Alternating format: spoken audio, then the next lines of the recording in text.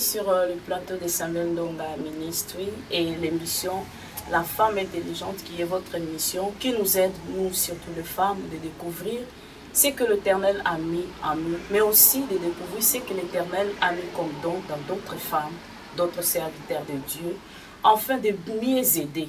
Le Seigneur a dit que je ferai à l'homme une aide.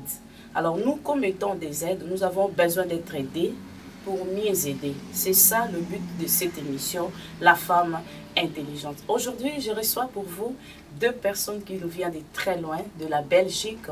Comme vous voyez, j'ai avec moi à ma droite le docteur Vevette qui a été passé la dernière fois. Elle nous avait parlé de la femme active-toi. Donc vous la connaissez déjà. Et à ma gauche, j'ai le pasteur Simon que je salue. Bonjour pasteur, comment allez-vous? Waouh, je suis vraiment très joyeuse de vous avoir avec nous sur le plateau. Je suis content aussi d'être sur ce plateau. Amen, amen. Comme vous voyez, comme j'avais dit dans les émissions précédentes, j'avais dit que cette émission, on parle de la femme, mais ce n'est pas une zone interdite aux hommes. C'est pour cela que le pasteur est avec nous aujourd'hui. Il va nous parler d'un thème qui est très important, de change ton histoire. Waouh, c'est vraiment merveilleux, mais bon, on ne sait pas en quoi il faut changer son histoire. Pasteur, waouh, change ton histoire. Vous êtes venu aujourd'hui avec ce thème, change ton histoire. Waouh, mais je pense que quelque part, on a déjà changé son histoire. Parce qu'on était dans le monde, on a vécu des choses, on était enfant, on n'est pas né comme ça au moins. Quelque part, on a changé son histoire pour arriver jusqu'à ces points-là, jusqu'à aujourd'hui. C'est vrai qu'on est né créature de Dieu, Oui. et puis on est devenu enfant de Dieu en acceptant Jésus comme Seigneur et Sauveur. Mais le thème que je veux partager aujourd'hui, change ton histoire, je veux m'adresser à une femme, aux femmes, comme c'est une émission pour les femmes. Parce que, en fait, la réalité, la plus grande mission de la femme sur la terre, c'est changer l'histoire. Wow. Quand je dis change ton histoire, je ne parle pas uniquement de ton histoire à toi. Change ton histoire à toi, change l'histoire aussi de ceux qui sont autour de toi. Wow. Voilà. Oh. Le changement que je veux aborder, c'est ce sens-là, que la femme qui arrive à répandre le parfum de Christ autour de lui. Wow. Parce que, par exemple, une personne qui a changé, on peut aussi constater le réel changement en voyant aussi son environnement. Wow. Si j'ai changé, que mon environnement n'a pas changé, je n'ai pas changé mon histoire. Wow. Ça vraiment c'est profond, c'est très très profond. Mais sans même brûler les étapes, j'aimerais bien que nos internautes d'abord découvrent qui est d'abord le pasteur Simon. Donc moi c'est pasteur Simon Oko, j'exerce mon ministère à l'église évangélique du Saint-Esprit à Verviers en Belgique, je suis le pasteur principal. Je ne suis pas seul, le Seigneur m'a fait grâce, m'a donné une épouse aussi qui est dans le ministère, elle est docteur. Wow. À nous deux, nous constituons le couple qui dirige maintenant l'église depuis juillet 2014. Wow. Mais bon, je suis un peu curieuse de savoir, vous très jeune comme ça, pourquoi vous n'avez pas choisi d'être ministre, docteur, je ne sais pas de médecine, mais bon, le Seigneur a fait grâce. C'est vrai que wow. Quand j'ai connu docteur Vivette, à l'époque sœur Vivette, depuis que l'église existe en 2004, elle a toujours été dans la modération. Moi, bon, moi j'étais pas chrétien. Moi, j'avais l'ambition de devenir expert comptable. J'habitais en France. Oh. Et Dieu a fait concourir les situations et maintenant, ça fait que je me suis retrouvé en Belgique. Wow. J'ai commencé à servir dans la même église. On servait à l'église parce qu'on avait compris que c'est la maison de Dieu, c'est notre maison, c'est notre papa, c'est pour notre bénédiction, c'est pour le bien de tous, c'est que l'église reçoit et transforme les gens. On servait le Seigneur comme ça, sans ambition, sans attendre quelque chose. Et puis un jour, c'était pendant la Pentecôte 2014, le Seigneur a fait grâce et le Saint-Esprit a demandé qu'on me mette à part pour la mission. Wow. Comme pasteur, que j'étais pasteur, que l'un est à part pour la mission, comme docteur. Wow. Et nous avons dit oui. C'est vraiment merveilleux. Comme vous savez, la Bible nous dit d'abord que jeunes, c'est les jeunes qui sont forts. Ils sont forts parce qu'ils ont l'Esprit de Dieu en eux. C'est très important que la jeunesse se donne aussi dans le service de Dieu parce que Dieu ne regarde pas l'âge qu'on a. Il ne regarde pas combien nous sommes jeunes, mais il regarde sa grâce, ce qu'il veut faire de la personne. Je pense que c'est ce qui est d'abord très important et capital d'ailleurs. Mais revenons au moins à ce sujet, change ton histoire. Vous avez dit que l'histoire ne sera jamais changée si l'histoire de mon entourage aussi n'est pas changée. Wow. L'histoire n'est pas changée. Ça, c'est vraiment fort. L'histoire de Jésus a changé parce que nous sommes devenus des chrétiens. Wow. Si Jésus, en étant passé à la croix, s'était sauvé lui-même, son histoire n'aurait servi à pas grand-chose. Wow. Jésus a sauvé l'humanité. Celui qui change son histoire, c'est vrai que le changement commence d'abord à l'intérieur, ça se manifeste à l'extérieur, le changement de ma personne. Mais une fois que ça commence à se manifester à l'extérieur, Dieu attend que maintenant que j'influence, que je réponde le parfum. Donc une fois que moi je serai changé, automatiquement ceux qui sont en contact avec moi, mon environnement, va être changé. Si je vous comprends, ça signifie que une personne ne peut pas dire, ok, écoutez, j'ai l'esprit de Dieu, j'ai le message de Dieu, mais c'est aussi longtemps que ces messages-là, cet esprit-là de Dieu ne fait rien, même à son entourage, donc c'est quelque part vain. C'est quelque part vain parce qu'il faut savoir que la Bible dit le don spirituel est donné pour l'utilité commune. Donc celui qui a un don spirituel, c'est pour les autres. Quelqu'un qui a des dons spirituels, quelqu'un qui est nouveau a des dons spirituels que le Saint-Esprit donne. Mais la Bible précise que c'est pour l'utilité commune. Donc j'aurais beau changer parce que je suis devenu chrétien, mais le don que j'ai reçu, ce n'est pas pour moi. Le prophète passe son temps à prophétiser sur les autres. Le don est donné pour l'utilité commune. Il a changé, il est devenu prophète, il est en train de changer la vie de ceux qui sont autour de lui. Oh, mais je vais revenir à vous, mais je vais d'abord passer chez le docteur. Change ta vie. Pourquoi change ta vie? Change ton histoire plutôt. Pourquoi mon histoire doit changer? Parce que, regardez, il y a des femmes parfois qui vont nous regarder, qui vont dire, mais mon histoire a été déjà changée en Jésus. Pourquoi encore la changer? Parce qu'on va de gloire en gloire. Wow. Il y a moyen d'arriver encore plus loin. Il y a une option supérieure. Et il ne faut pas se limiter. Ce n'est pas parce que ton histoire a été changée par Jésus aujourd'hui que tu vas te limiter, parce que tu ne sais pas ce qu'il te réserve demain. Il y a quelque chose de plus. Et tu dois justement arriver à ce stade-là. Et pour arriver à ce stade-là, à partir du moment où ta vie a été changée, lorsque tu as accepté Jésus comme Seigneur et Sauveur, tu dois maintenant œuvrer. Tu dois maintenant arriver à atteindre ce niveau-là, cette gloire-là. Voilà pourquoi il faut changer son histoire. Il ne faut pas se limiter, j'ai envie de dire. Il ne faut pas se limiter. Et quelquefois, une femme, ce qu'on remarque, c'est que lorsqu'on dit aussi change ton histoire, comme le pasteur l'a dit, c'est aussi il y a aussi une influence de l'entourage. Il y a aussi une influence sur l'environnement. Mais on remarque que l'environnement, quelquefois, a tendance à nous influencer. Or, nous, à partir du moment où notre vie a été changée, nous sommes aptes à influencer cet environnement. Ce n'est plus l'environnement qui doit nous influencer, mais c'est nous qui devons influencer l'environnement. Et à ce moment-là, on dit, Seigneur, étends mes limites. Étends mes limites. Là où je suis limitée, là où je n'arrive pas, étends mes limites pour que je puisse voir au-delà. C'est comme si je vous dis aujourd'hui, rentre à la maison, je t'ai réservé un cadeau. Et le cadeau est au premier étage. Et toi, tu vas à la maison et tu vas au premier étage. Et tu ne montes plus en haut. Or, tu ne sais pas, il y a peut-être quelque chose de meilleur en haut. Il y a quelque chose qui t'attend encore de plus en haut. Il faut monter. On va de gloire en gloire. C'est merveilleux. Alors, pasteur, comment alors changer son histoire? Comment changer son histoire? Pour répondre à cette question, je suis venu présenter un portrait que les femmes connaissent. Beaucoup de femmes connaissent ce portrait. Il est important dans la Bible de toujours revoir les histoires les plus connues, parce que si ces histoires-là sont plus connues, c'est la volonté de Dieu. Et les histoires les plus connues cachent toujours des trésors qu'on peut découvrir à chaque fois. C'est l'histoire de Ruth. Donc, bon, tout le monde sait là où se trouve le livre de Ruth, mais moi je veux parler de l'origine, parce qu'on est en train de parler de changement, de changer. Quand on parle de changement, ça signifie qu'on était quelque part, on est passé à une autre étape. Donc j'aimerais bien que si docteur Vivette peut m'aider pour lire l'origine, la véritable origine de Ruth, qui se trouve dans Genèse 19. La Bible déclare: Lot quitta Tsoar pour la hauteur et s'installa dans la montagne avec ses 2 filles, car il avait peur de rester à Tsoar. Il habita dans une grotte avec ses 2 filles. L'aînée dit à la plus jeune: Notre père est vieux, et il n'y a pas d'homme dans la région pour s'unir à nous, comme cela se fait partout. Viens, faisons boire du vin à notre père, et couchons avec lui, afin de lui donner une descendance. Elles firent donc boire du vin à leur père cette nuit-là, et l'aînée alla coucher avec son père. Il ne remarqua ni quand elle se coucha, ni quand elle se leva. Le lendemain, l'aîné dit à la plus jeune: J'ai couché la nuit dernière avec mon père. Faisons-lui boire du vin cette nuit encore, et va coucher avec lui, afin que nous lui donnions une descendance. Elles firent boire du vin à leur père cette nuit-là encore, et la cadette alla coucher avec lui.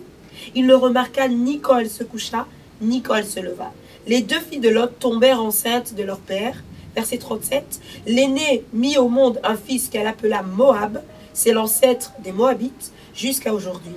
La plus jeune mit aussi un fils au monde et elle l'appela Ben-Ami. C'est l'ancêtre des Ammonites jusqu'à aujourd'hui. Amen. Amen. Ce passage nous enseigne l'origine et la genèse du peuple de Moabite. Ruth est une Moabite, c'est-à-dire elle est descendue de Moab. J'aimerais déjà attirer l'attention aux gens sur le fait que Moab veut dire issu du père. Et le père ici, c'est Lot. Donc Ruth, si on veut remonter ses ancêtres, Ruth c'est la fille de Lot. Ce qui signifie aussi que Ruth n'est pas la fille d'Abraham. Parce que Dieu avait dit à Abraham, sépare-toi de Lot. Et que Dieu a dit la bénédiction concerne les fils d'Abraham. Or, Ruth, elle est une Moabite, elle est issue du père qui est Lot. Donc déjà à la base, la bénédiction ne concerne pas Ruth. Parce que Ruth, c'est une Moabite. Dieu a donné à Abraham une descendance et cette descendance est le peuple de Dieu. Donc Dieu est le Dieu d'Abraham, Dieu n'est pas le Dieu de Lot. Ça c'est déjà quelque chose d'important. Mais il va arriver quelque chose encore de plus important dans l'histoire de Ruth. Il y aura des enfants d'Abraham qui vont quitter leur pays. Elimelech, ses enfants et sa femme vont aller dans le pays de Moabite et l'un de ses enfants va prendre pour épouse une Moabite, une étrangère. Là déjà c'est quelque chose de choquant pour Dieu parce que Dieu avait donné une recommandation à son peuple. Vous ne prendrez pas les femmes d'autres peuples de peur qu'ils ne détournent votre cœur de moi. Pourquoi j'ai voulu qu'on lise ce passage? Parce que beaucoup croient qu'ils sont passés par les difficultés et pensent que leurs difficultés sont suprêmes. Alors comme vous disiez déjà la jeunesse de ce peuple, on se rend compte que dans cette grotte, tout ce qui s'est passé dans cette grotte est désagréable à Dieu. Un père qui a été saoulé, un père qui couche avec ses filles et ses filles qui donnent une descendance. Donc déjà à la base, non seulement Ruth n'est pas d'Abraham, mais en plus elle est née d'une façon désagréable à Dieu. Mais la même Ruth va faire une déclaration très importante quand Naomi ayant tout perdu, ton Dieu sera mon Dieu. Là où tu iras, là où j'irai. Ton Dieu sera mon Dieu. J'ai envie de faire un parallèle avec l'histoire de leur père, c'est-à-dire Abraham et Lot. Abraham et Lot ont eu des problèmes parce que Lot commençait à profiter d'Abraham. Et Dieu dit à Abraham, sépare-toi de Lot. Donc ça nous enseigne aussi que Lot suivait Abraham par intérêt. À un moment où il y a eu des conflits, Dieu a vu que celui-ci, s'il reste avec Abraham, Abraham sera voilé, parce que Lot signifie voile. Donc Abraham ne pourra pas écouter Dieu attentivement. Mais contrairement à Lot, Ruth, elle va décider de suivre Naomi au moment où la pauvreté est devenue grande. Au moment où Naomi n'a plus rien. Lot qui suivait Abraham, quand Abraham devenait de plus en plus riche, sa fille Ruth va commencer à suivre la fille d'Abraham quand la fille d'Abraham devient de plus en plus pauvre. Quand elle est devenue vieille, quand elle ne peut plus prendre soin d'elle elle-même. Ruth va dire, ton Dieu sera mon Dieu, là où tu iras, j'irai, ton peuple sera mon peuple. Et elle est partie avec Naomi. Naomi était devenue vieille. Ruth est devenue la jeunesse de Naomi. Ruth a commencé à aller vanner dans les champs, ce que Naomi ne pouvait pas faire. Ruth a commencé à aller recruter la nourriture, ce que Naomi ne pouvait pas faire. Ruth était en train de changer son histoire. Elle a changé son histoire. Tout l'accusait. Elle n'est pas descendante d'Abraham. La bénédiction, ce n'est pas son partage. Mais elle va faire quelque chose qui va étonner le cœur de Dieu.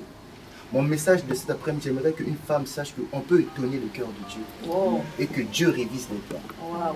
Dieu n'a pas dit à Ruth, viens à moi. C'est Ruth qui vient à Dieu, qui dit à Naomi, ton Dieu sera mon Dieu.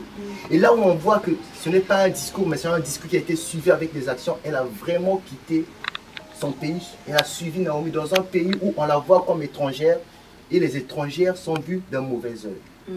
Mais elle ne regarde pas ça parce qu'elle a fait une déclaration. Ton Dieu sera mon Dieu. En s'attachant à Naomi, elle s'est attachée au Dieu de Naomi. Elle a changé son histoire. Elle est arrivée à un moment où elle a épousé Boaz, quelqu'un qui était riche, donc elle est devenue l'épouse d'un homme riche. Pourquoi j'ai dit le véritable changement, c'est le changement maintenant qui ne te concerne pas toi-même, mais qui implique que tu influences ton environnement. Quand on lit la descendance maintenant qui est sortie de ce mariage, la Bible déclare que Ruth et Boaz ont eu Obed, Obed a eu Isaïe, Isaïe a eu David, et de David est sorti Jésus. Ruth a été changée, elle a changé son histoire, elle a changé l'histoire de l'humanité. Elle est rentrée dans le plan de Dieu. Elle a fait quelque chose qui est étonnant. Dans le plan de Dieu, nous allons rentrer dans la bénédiction à travers Jésus. Il fallait attendre Jésus pour que ceux qui n'étaient pas juifs comme nous puissent aussi bénéficier. Mais Ruth a étonné le cœur de Dieu.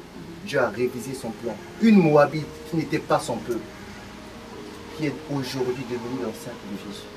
Quand vous allez parler de l'histoire de la généalogie de Jésus, on cite Ruth. Quelque chose de merveilleux. Elle a changé son histoire à elle, mais elle a aussi changé l'histoire de ceux qui étaient avec eux. Le véritable changement, c'est ce qui implique que tu changes aussi la situation de tes prochains. Ruth n'avait rien à gagner en suivant Naomi. Naomi n'avait plus rien. Elle n'a pas regardé Naomi quand Naomi était dans la richesse, mais quand Naomi elle était au plus bas. Ton Dieu sera mon Dieu. J'aimerais qu'une femme qui nous regarde maintenant, si tu ne connais pas ce Dieu-là, il s'appelle Jésus. Yes. Et il peut changer ton histoire. À condition que tu fasses le même discours que Ruth. Ton Dieu sera mon Dieu et que tu poses aussi les actes que Ruth t'a posés. Très important.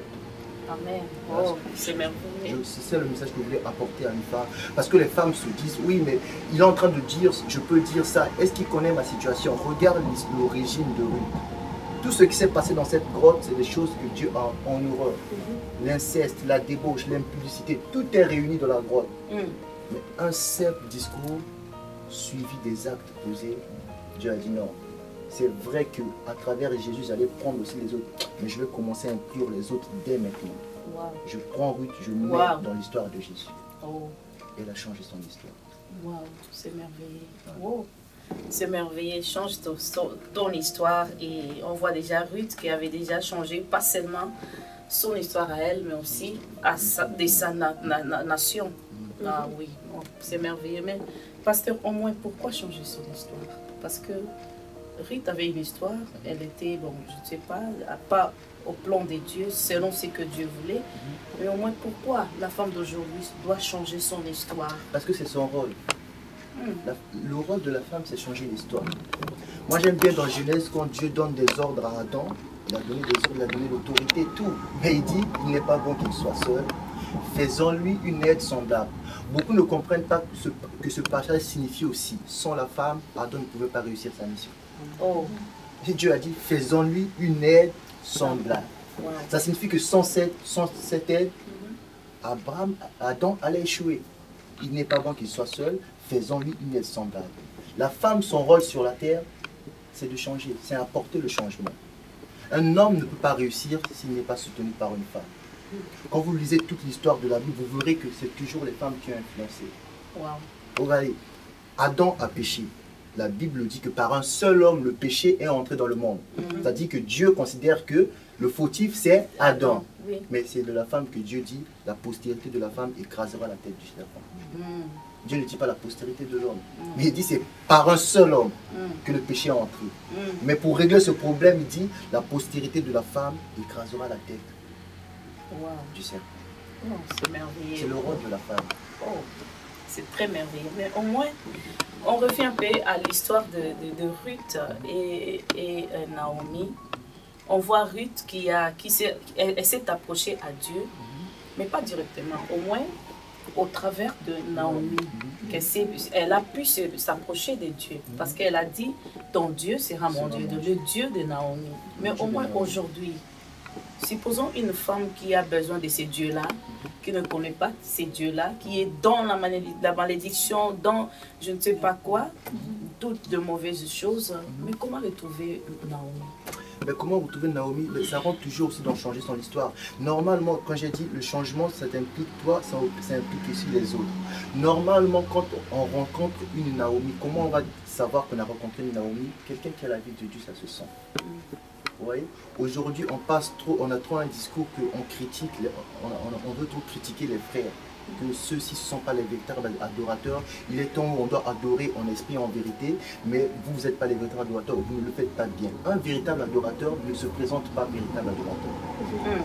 Un non-chrétien ou un chrétien, quand il voit un véritable adorateur, il sait que celui-ci, c'est la race des véritables adorateurs qui adorent en esprit et en vérité, et il est obligé de suivre. La Bible dit, je n'ai jamais vu aucun homme passer par la croix et rester le même. Un véritable adorateur en vérité, en esprit, c'est celui qui transporte la croix. Quand on te voit, on voit la croix. On est obligé de changer. On n'a pas besoin de discours. Oh, pasteur, mais là, je suis un peu étonnée parce qu'il y a une émission qui est passée sur la femme et l'adoration. On a un peu abordé ces sujets. Mais c'est à nous de connaître les vrais adorateurs. C'est à nous, comme étant les chrétiens, de connaître les vrais adorateurs, ou bien c'est à Dieu. Parce que nous, on ne voit que l'apparence, hein? On ne voit pas le cœur de l'homme. C'est Dieu qui sonde les cœurs. Est-ce que c'est à nous? C'est Dieu qui sonde les cœurs. Ruth n'a pas vu le cœur de Naomi. Mais Ruth a fait un discours important. Ton Dieu sera mon Dieu. Wow. Elle a vu quoi? Les fruits. Wow. Les gens se cachent sur le fait qu'il n'y a que Dieu qui voit le cœur. Mais la Bible dit, on juge un arbre par ses fruits. Wow. Je n'ai pas besoin de voir ton cœur, j'ai besoin de voir le fruit que tu portes. Okay. Si le fruit que tu portes n'est pas digne du Seigneur, je suis capable de te dire que ton fruit n'est pas digne du Seigneur. Ce n'est pas un jugement. Dieu dit, on juge un arbre par ses fruits. Je juge la qualité du fruit. Je ne te juge pas toi. Wow. Ruth n'a pas vu le cœur de Naomi, mais elle a vu le comportement. Wow. Elle a vu que cette femme, c'est une femme qui a sanctifié son foyer par son comportement. Malgré que tous les hommes soient morts, elle a le véritable Dieu. Wow. Ça, c'est important, ça. Elle a déclaré que ton Dieu sera mon Dieu après une succession de morts dans la famille de Naomi. Aujourd'hui, on aurait pu dire cette famille est dans la sorcellerie, tous les hommes meurent. Mais elle a vu non, par son comportement, malgré la mort, elle est toujours dans cette soumission. Elle a entendu parler d'Abraham. Elle a dit non, ton Dieu sera mon Dieu. Possible. Est-ce que c'est possible qu'à la place de Naomi, qu'il soit aussi un homme? Parce que cette fois-ci, la Bible nous parle de deux femmes qui se sont accordées et l'autre a découvert Dieu au travers de l'autre. Mais aujourd'hui, est-ce que c'est possible que ça peut aussi à ces cas-là être des hommes entre eux, que l'autre découvre Dieu au travers de l'autre? C'est possible, oui. C'est possible parce que quand le Saint-Esprit va agir, le Saint-Esprit ne va pas regarder que l'instrument qui s'est choisi, c'est un instrument féminin ou masculin. Quand le Saint-Esprit a décidé qu'aujourd'hui je vais faire mon entrée dans la vie de maman Bijou, que ce soit un homme, une femme, un jeune, un vieux, le Saint-Esprit va rentrer. Parce que nous ne sommes que des instruments. C'est nous qui permettons à savoir tel sexe, tel âge. Non, nous sommes des instruments. Amen. Beaucoup de jeunes, par exemple, n'osent pas se lever parce qu'ils se disent « je suis jeune ». J'ai envie de poser une question à une jeune fille qui nous regarde maintenant. Le Saint-Esprit à quel âge? Oh. Que le Saint-Esprit qui vit en toi. Oui. Arrête de dire « je suis jeune ». Le Saint-Esprit à quel âge? Le Saint-Esprit vit en toi. Tu n'as pas besoin d'avoir l'expérience des hommes. Tu as la connaissance du Saint-Esprit. Waouh, wow, c'est merveilleux. Le Saint-Esprit n'a pas d'âge. Donc, il n'est pas vieux, il n'est pas jeune. Il est le Saint-Esprit. Au moins, maman, je reviens à vous, docteur. J'ai cette question. Supposons une femme qui connaît maintenant son histoire. Au travers de cette émission, elle change alors son histoire. Comment est-ce qu'elle peut maintenir cette histoire nouvelle qu'elle vient de changer? Comment est-ce qu'on peut maintenir ça? Au travers de la joie, je dirais. Au travers de la joie qu'elle perçoit. La Bible déclare qu'il y a plus de joie à donner qu'à recevoir. Lorsque tu donnes, tu reçois de la joie. Et avec cette joie, tu peux maintenir ta position. Et la joie de l'Éternel est une force pour nous. Amen. Je pense aussi que lorsque l'on prend soin des autres, lorsque l'on prend soin de notre environnement et que l'on l'influence positivement et qu'on met notre environnement en relation avec Dieu, Dieu aussi nous paye. Dieu nous paye. Et ce qu'on reçoit, ce salaire-là que l'on reçoit, c'est ça qui va nous maintenir, c'est ça qui va nous fortifier, c'est ça qui va nous donner encore envie d'en faire plus. Pas seulement lui, mais également eux. Il ne faut pas être égoïste. Il y a plus de joie à donner qu'à recevoir. Amen. Amen. J'aimerais aussi poser même la même question au pasteur, parce que wow, vous parlez tellement très bien. J'aimerais aussi, quelle est votre pensée par rapport à cette question? Comment maintenir sa nouvelle histoire? Comment maintenir sa nouvelle histoire? Je veux dire, la clé pour moi, ça va rejoindre Dr. Louette, mais je vais utiliser un autre mot, c'est étonner le cœur de Dieu. Vous savez, ce qui a fait que Dieu a inclus aussi Ruth dans l'histoire, c'est le fait qu'il a vu que l'acte de Ruth est un acte prophétique. Elle décide de tout donner à Naomi quand Naomi est extrêmement pauvre. Qu'est-ce que Jésus a fait à la croix? Il a décidé de tout donner à l'humanité quand l'humanité était extrêmement pauvre, c'est-à-dire dans le péché. La Bible dit de riche qu'il était, il s'est fait pauvre afin que nous soyons enrichis. J'ai envie de dire, Naomi, Ruth, jeune qu'elle était, elle s'est fait vieille afin que Naomi ait sa jeunesse. Naomi a pu maintenir sa vie à travers Ruth. Donc, donner, ça va étonner le cœur de Dieu. Une personne qui étonne le cœur de Dieu, Dieu ne peut pas l'abandonner. La Bible raconte l'histoire d'une femme qui cherchait elle était toujours dans le donner. Elle cherchait un miracle. Elle avait un problème. Elle vient voir Jésus demander le miracle. Jésus donne une réponse assez sévère. Il dit, on ne peut pas donner la nourriture des enfants aux chiens. Elle a étonné le cœur de Jésus en disant, quand les enfants mangent à table, les miettes tombent par terre, les chiens mangent. Elle n'était venue pas pour elle, pour quelqu'un d'autre. Ça a étonné le cœur de Dieu. Quelqu'un qui étonne le cœur de Dieu, Dieu va s'attacher. Et Dieu ne lâche pas une personne chrétienne. Alors, une femme qui a changé son histoire, quelles sont ses qualités? Comment les reconnaître? Cette femme ici a vraiment changé son histoire. Par le dévouement, la fidélité et la loyauté. Arrivé à Jérusalem, quand Ruth est repartie avec Naomi, quand elle a vu que Boaz s'intéressait et que quand Boaz l'épousait, elle aurait pu rejeter Naomi. Elle aurait pu rejeter Naomi. Mais elle a demeuré fidèle, elle a demeuré loyale, elle était dévouée. Et les gens, les femmes de ce pays ont dit à Naomi que Ruth vaut pour toi plus que 7 garçons. À cause de la fidélité, de la loyauté, du dévouement. Aujourd'hui, nous voyons beaucoup de personnes comme ça qui viennent à Dieu parce qu'ils veulent, par exemple, des femmes qui veulent un mari. Une fois qu'elle a eu un mari, le mari ils ont eu des enfants. Dimanche, on ne voit plus pourquoi. Parce que je m'occupe de l'enfant de mon mari, un mari que Dieu a donné, un enfant que Dieu a donné. Là, ça souligne le manque de fidélité, le manque de loyauté et le dévouement qui s'est arrêté. Donc, une personne qui maintient le dévouement, la loyauté, la fidélité, la personne aura Dieu jusqu'au bout. Waouh, c'est merveilleux. Wow. C'est très merveilleux l'histoire de Ruth et tout ce que vous avez dit d'eux, que il faut d'abord servir les autres, il faut d'abord penser aux autres et plaire à Dieu, étonner Dieu. Waouh, c'est très capital. Mais au moins, changer son histoire. Hein? Supposons une femme qui a déjà changé son histoire à elle, hein? Et puis elle arrive à un milieu où l'histoire est toujours ancienne. Qu'est-ce que peut faire pour changer alors cette histoire de ce milieu-là? Parce que là où elle était, supposons que j'ai été quelque part, de là j'ai changé mon histoire. Et je suis venue quelque part là où l'histoire est toujours ancienne. Comment est-ce que je peux faire pour influencer ma nouvelle histoire à l'ancienne histoire du lieu que j'ai rencontré ou bien je me trouve? Le Seigneur a dit, celui qui m'aime gardera ma parole. Donc c'est important de garder la parole. Et la parole donne une réponse à cette question. Si j'arrive dans un milieu où l'histoire est comme vous l'avez décrit, que je sais que je suis le sel de la terre, je prends cette nouvelle rencontre comme une opportunité de parler de Jésus. Comme une opportunité de donner Jésus. Comme une opportunité de présenter Jésus. Comme une opportunité d'influencer à travers Jésus. Mais ça, il faut savoir, il faut avoir conscience que je suis le sel de la terre, lumière du monde. Si on ne le sait pas, on ne pourra pas agir. Beaucoup de chrétiens confondent les activités de l'Église et la vie de Jésus. L'activité de l'Église et la vie de Jésus, ce n'est pas la même chose. On vient à l'Église pour se ressourcer afin d'aller influencer l'environnement dehors. Les chrétiens pensent qu'en venant à l'Église, ça suffit. Donc moi, je suis chrétien devant mon pasteur, devant mes amis, je suis, par exemple, je suis belge. Non. Tu es chrétien à l'Église pour prendre, pour te ressourcer. Tu es allé dehors pour influencer. Qui de nous a déjà chargé son téléphone et sorti dehors, continue encore à charger le téléphone? Quand on charge le téléphone toute la nuit, toute la journée, c'est pour l'utiliser dehors. C'est pareil un chrétien. Quand on vient à l'église, c'est pour se ressourcer. La vie de Christ, de Jésus, ça se vit dehors. Ça ne se vit pas à l'église.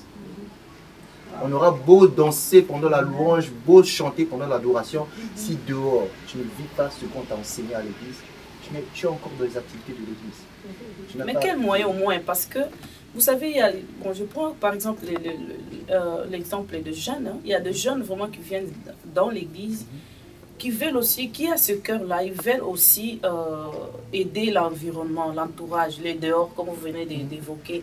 Mais quel moyen? Par quel moyen? Parce que le temps est tellement mauvais et que les hommes ne veulent même pas entendre parler de Jésus, hein, parce qu'ils s'en foutent même. J'ai tout. Pourquoi avoir Jésus? Mais quel moyen au moins ces temps ici utiliser? Quel moyen utiliser pour influencer ces gens-là? Moi, je pense qu'il faut déjà chercher la volonté de Dieu et le moyen que Dieu va choisir. Mais le plus important, c'est surtout le cœur. Vous voyez, vous savez, dans la société d'aujourd'hui, à chaque fois qu'il y a un problème, la solution, c'est un chrétien. C'est nous qui négligeons ça. La Bible dit la création soupire et attend avec un ardent désir la manifestation du Fils de Dieu. Ça signifie qu'à chaque fois qu'il y a un problème dans la société, la solution c'est nous. Mais nous, on ne peut pas sortir parce que je suis chrétien que maintenant je vais influencer. Tu es chrétien, oui. Tu es chrétien, Dieu t'appelle à faire quoi? C'est ça la véritable question. Donc il faut d'abord aller te ressourcer auprès de Dieu. Et c'est Dieu qui te sera à même à te dire comment tu vas travailler, comment tu vas influencer. Des fois, on pense qu'il faut faire une campagne. Dieu va peut-être te donner une idée simple. Reste dans la rue, commence à distribuer les stylos. Où c'est écrit Jésus, quand on va te demander c'est quoi explique Jésus. Ça c'est juste un exemple. Parce qu'il faut savoir une chose. Je vais prendre un exemple. Une fourmi, par exemple, une fourmi est trop inférieure à moi. Si une fourmi veut me faire du bien, elle ne pourra pas. Je suis trop supérieur à une fourmi. C'est moi qui peux aider la fourmi. L'homme est comme une fourmi devant Dieu. Les gens veulent travailler pour Dieu, aider Dieu. On n'aide pas Dieu. Amen. On n'aide pas Dieu. On dispose son cœur à ce que le Seigneur nous utilise. Et comme dehors là, ces gens ont besoin de la solution de Dieu, si tu es un instrument de Dieu, Dieu va te donner la vision comment faire. Wow. Donc le plus important, c'est d'abord chercher le Maître, chercher le Seigneur. La Bible dit que quand on le contemple, on est transformé en la même image de gloire en gloire. Et Pierre a vécu ça. Vous remarquez quand vous allez lire l'histoire où Pierre avait coulé. Tant que Pierre avait son regard maintenu vers Jésus, Pierre a marché sur les eaux. Quand Pierre a détourné son regard vers les vagues, Pierre a coulé. Ça c'est une clé ça. Wow. Toujours regarder Jésus. Si Jésus a pu influencer à son époque, nous pouvons influencer à cette époque. Amen. Ma condition de toujours regarder Jésus. Waouh, wow, c'est merveilleux. Wow. Et docteur, je reviens encore à vous. J'aimerais aussi savoir, hein, nous comme étant des femmes, que pouvez-vous dire à une femme qui veut aussi aider, changer son entourage, mais qui n'arrive pas? Elle est dans une situation, je ne sais pas, compliquée, pas possible. Ça ne semble pas être possible de le faire. Mais cette femme-là, quel conseil vous donnerez à cette femme-là de ce qu'elle peut faire pour la vraiment... prière. Oui. Amen. Moi, je dirais la prière. La prière nous élève à un standard qu'on ne soupçonne pas. Quand on prie, Dieu ouvre des situations, débloque des situations. Et si elle n'arrive pas à changer la situation de son environnement, si elle demande à Dieu, Dieu, il le fera. Il est le maître des temps, des circonstances, des lieux. Il peut tout. Ça me fait penser à l'histoire de Jabez. Il avait reçu ce nom parce que sa mère l'avait accouché dans la douleur. Sa mère l'a accouché dans la douleur. Mais lui, il ne s'est pas contenté du fait que l'environnement, la famille, la coutume ou la culture, quoi que ce soit, non. Il ne s'est pas contenté. Il s'est dit, si je m'adresse à Dieu au travers de la prière et je lui dis, Seigneur, étends mes limites. Donne, jeter un regard sur ma vie et étends mes limites. Là où on m'avait appelé, là où chaque fois on me rappelait que j'étais un malheur, que j'avais été accouchée dans la douleur, que j'avais fait souffrir ma mère. C'est la prière, parler à Dieu, prier. Si cette personne n'arrive pas, veut changer son environnement, n'y arrive pas, elle peut prier et demander à celui qui a fait toute chose d'intervenir. Lui, il interviendra. Okay. Et quand il va intervenir, la situation va changer. Amen. Amen. Amen. Je pense bien ma dernière question au pasteur, parce qu'aujourd'hui on est vraiment béni par un homme sur notre plateau, la femme intelligente. Ma dernière question, pasteur, mais qu'est-ce qui fait au moins que la femme, surtout hein, dans ces cas ici, la femme a du mal à changer son histoire? Qu'est-ce qui fait ça? Bon, c'est aussi culturel. Hein. Donc, quand on voit l'histoire de l'humanité, les hommes ont toujours dominé. Et les femmes sont nées avec cette tendance de toujours accepter que les hommes dominent. Or, quand on lit la Bible, la première personne à qui Dieu a dit de dominer, c'était Adam. Quand il a dit dominer, bizarrement, juste après avoir donné l'ordre de dominer, il a cité les choses sur lesquelles l'homme devait dominer. On ne retrouve pas la femme, on ne retrouve pas un autre homme. C'était sur les oiseaux, les animaux. En fait, la femme doit accepter le fait que Dieu avait dit au préalable que tu es une aide semblable. Ouais, le mot soumission, les gens pensent que c'est une domination. Le mot soumission, il y a deux mots dedans, soumission. Donc la femme est sous la mission de l'homme. Mais une mission que l'homme pourra réussir uniquement si la femme est sous la mission, c'est-à-dire soutien. La Amen. femme est dans le soutien de la mission. mm. L'homme ne peut pas réussir sans la femme. Mm. La femme d'aujourd'hui doit renouveler son intelligence. Amen. Et ça, c'est au moyen de la méditation de la parole. La femme d'aujourd'hui ne doit pas avoir honte. La femme aujourd'hui a la possibilité, elle sait lire, elle sait écrire, elle sait parler à Dieu. Il faut se plonger dans les Écritures. Quand vous regardez, c'est pas pour rien, quand on lit la Bible, quand vous lisez l'histoire de Jésus, vous remarquez une chose. Dans ses ancêtres, il y a beaucoup de prostituées. C'est pas pour rien. Pourquoi Dieu a pris des femmes de mauvaise vie, mais qu'elle a changé? C'était pour interpeller la femme d'aujourd'hui. Parce que les femmes ont toujours tendance à dire, moi ma situation est grave, moi ma situation est grave. Quand on lit la Bible, il y a eu des situations plus graves que ça. Mais notre Dieu est le Dieu du changement. Donc la femme doit comprendre qu'aujourd'hui, elle peut se lever. J'insiste sur le mot soumission. Ça ne signifie pas que tu es dominé. Tu es sous la mission, tu as le soutien de la mission qu'on ne peut pas réussir sans toi. Une femme doit accepter ça. Il y a des vérités que tant qu'on n'accepte pas, on ne pourra pas agir. Et tant qu'on n'accepte pas, l'intelligence ne pourra pas être renouvelée. De toute façon, les hommes le savent que sans la femme, ils ne peuvent pas regarder dans chaque foyer, même dans notre foyer. C'est elle a une meilleure vie de prière que nous. Regardez dans chaque foyer, c'est toujours les femmes qui prient plus que les hommes. Toujours.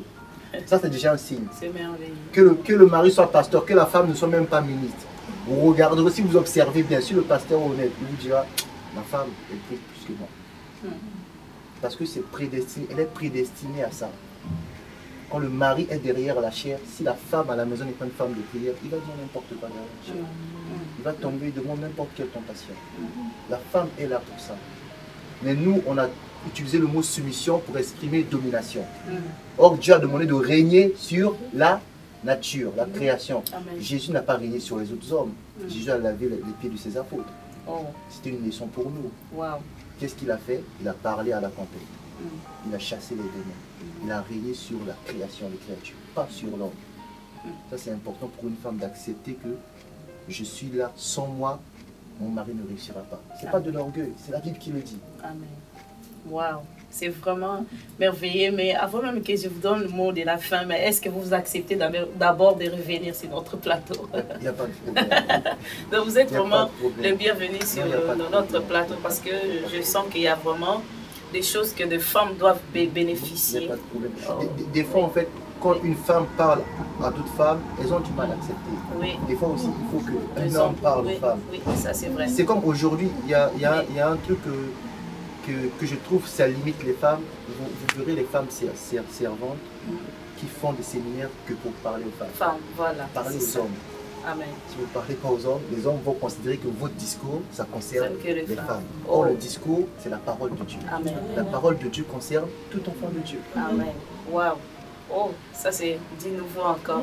Alors, votre mot de la fin, avant même qu'on quitte notre émission. J'aimerais parler à une femme qui est en train de regarder, parce que je sais qu'il y en a beaucoup qui regardent. Si tu es chrétienne, que tu ne sois pas chrétienne. D'ailleurs, si tu n'es pas chrétienne, je ne sais pas, j'aimerais inviter quelqu'un à recevoir Jésus. Bien sûr. Si tu n'es pas chrétienne, si tu as déjà entendu parler de Jésus, tu hésites à faire ce pas, je vais t'apprendre une chose. Ce n'est pas toi qui fais le premier pas. Jésus est déjà là. Jésus est passé à la croix pour tout le monde. C'est qu'il a déjà fait le premier pas. Tu peux faire le second pas avec moi. Tu peux fermer tes yeux et répéter cette prière. Seigneur Jésus, je me confie à toi. Je reconnais que je suis pécheur. J'accepte que tu es mon Seigneur et mon Sauveur. Conduis ma vie. Que ton esprit vienne en moi. Je me livre comme un sacrifice vivant à ton esprit. Que ma vie, à compter d'aujourd'hui, fasse ton bon plaisir. Au nom de Jésus. Amen. Pour cette femme qui est chrétienne, qui voit qu'elle est dans les difficultés, j'aimerais dire à cette femme, il faut savoir faire la différence entre difficulté et épreuve. Parce que l'épreuve, ça vient de Dieu et ça te fait grandir. Difficulté, tu peux être combattu. Mais la Bible dit, la tentation ne vient, le Seigneur ne permettra pas qu'une tentation vienne, qui soit supérieure à tes capacités. Autrement dit, si ta capacité c'est 10, le diable t'attaque avec 15, sache que le Seigneur va faire les 5 qui manquent. Ok? Donc j'aimerais dire à cette femme, réveille-toi, va chercher ton Seigneur. Ton rédempteur est vivant, il se lèvera le dernier. Renouvelle ton intelligence. Là où tu es, l'homme que tu as ne peut pas réussir sans toi. Je répète, l'homme que tu as ne peut pas réussir sans toi. Que le Seigneur vous bénisse tous, que le Seigneur touche votre cœur et n'oubliez pas le plus important, la parole, écrite et parlée, c'est-à-dire méditation de la Bible et prière quotidienne. Que le Seigneur vous bénisse. Amen. Alors, docteur, votre mot de la fin, on va même qu'on quitte notre émission. Le pasteur a déjà tout dit, mais j'aimerais dire à une femme, certes, tu as des capacités, des talents, des compétences, tu as même peut-être l'Esprit de Dieu, mais deux valeurs sûres, la parole et la prière. Que Dieu vous bénisse.